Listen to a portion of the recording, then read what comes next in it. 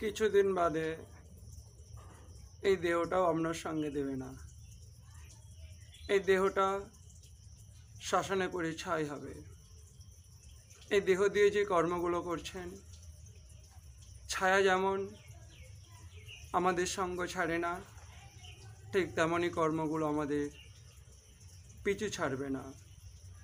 আমরা সবসময় ভবিষ্যৎটা চিন্তা করতে খুব ভালোবাসি। দূরবর্তী ভবিষ্যতের কথা চিন্তা করে আমরা ব্যাংকে অর্থ সঞ্চয় করি। নানাভাবে আমরা ভবিষ্যৎ জীবনকে সুন্দর করার জন্য বর্তমান জীবনে সঞ্চয় করতে করতে আমরা এগিয়ে চলেছি। কিন্তু এই দেহ ত্যাগের পর ভবিষ্যৎটা কী, সেই বিষয়ে আমরা বিন্দুমাত্র চিন্তা করি না। আমরা গীতা, ভাগবত এই সমস্ত শাস্ত্রের মধ্য দিয়ে আমাদের জীবনের পরবর্তী ভবিষ্যৎ কী সেটা জানার চেষ্টা করতে হবে এবং সেই ভবিষ্যৎকে সুন্দর করার জন্য যে উপায়গুলো শাস্ত্রের মধ্যে বলেছে সেইগুলো আমাদের পালন করার চেষ্টা করতে হবে। এই জন্যই আমরা অন্য সকল জীব অপেক্ষাও শ্রেষ্ঠ, যারা ভবিষ্যৎটা খুব সুন্দর করতে পারে। পশুদের সেই ভবিষ্যৎ চিন্তা থাকে না, তারা কেবলমাত্র বর্তমানটাকেই উচ্ছৃঙ্খলভাবে অতিবাহিত করাটাকেই জীবন বলে মনে করে।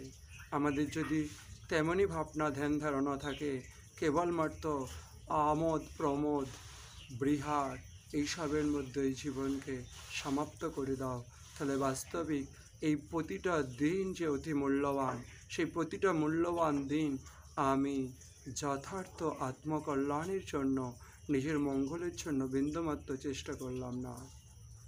শুধুমাত্র দেহ সুখের, দেহ পোষণের জন্যই মনুষ্য জীবন নয়। আজ হোক বা 100 বছর পরে হোক, এই দেহটা ছাড়তেই যখন হবে, এটাই যখন নিশ্চিত। এই দেহের সঙ্গে যে সম্বন্ধগুলো তৈরি হয়েছে সেগুলোও যখন শ্মশানের পর মুখ ফিরিয়ে পুড়িয়ে দিয়ে চলে আসবে, তারপর যখন কর্মই আমার সঙ্গ যাবে, তাহলে কার জন্য আপনি? আপনি তো কারোর জন্য নন, কেবলমাত্র মনের দাসত্ব করছেন।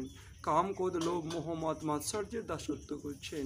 মনে কাম উঠেছে, সম্পর্কের জালে আমরা জড়িয়ে গেছি।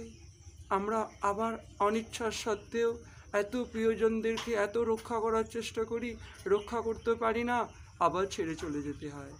তখন জীবনটাই যখন অনিশ্চিত, এই জীবনটা নিয়ে এত চিন্তা কিসে? যখন এটা ছাড়তেই হবে, আপনি বুঝেই গেছেন, এটা নিয়ে এত জীবনের পরমায়ুকে সমাপ্ত করার প্রয়োজনীয়তা কোথায়?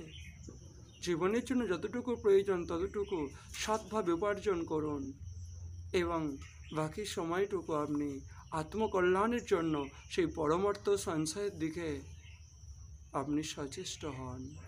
তবেই না মনুষ্য জীবন সর্বশ্রেষ্ঠ, সকল জীব অপেক্ষা শ্রেষ্ঠ জীব।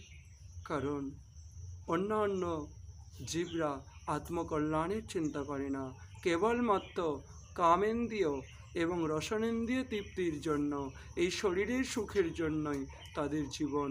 মানুষের জীবন শুধুমাত্র কাম বৃত্তি চরিতার্থ করার জন্য এবং রসনা তৃপ্তির জন্য এবং দেহ সুখের জন্য নয়, আত্মকল্যাণের জন্য। উদ্ধারিত আত্মনাম আত্মনা না আত্মনাম অবসাদয়িত। নিজের উদ্ধার নিজেকে করতে হবে, নিজে নরকগামীর কারণ নিজে হয়েও না।